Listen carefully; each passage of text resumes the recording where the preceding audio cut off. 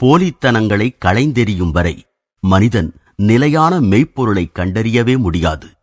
மனித மனம் பல நூற்றாண்டுகளாக தன்னுள் ஏற்றுக்கொண்டுள்ள சேற்றுடன் எண்ணற்ற உலக மாயைகளால் குழப்பப்பட்டு வெறுக்கத்தக்க வாழ்வுடன் உறவு கொண்டுள்ளது.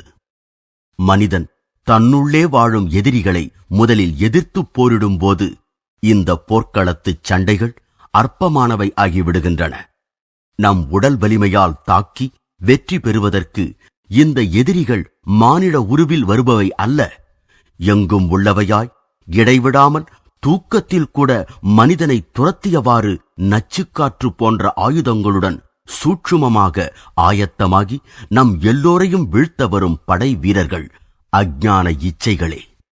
தன் குறிக்கோள்களையெல்லாம் குழிதோண்டி புதைத்துவிட்டு சாதாரண தலைவிதிக்கு சரணடைபவன் சிந்தனையற்றவன். அவன் வீரியமற்றவன், கட்டையைப் போன்றவன், இழிவானவன்,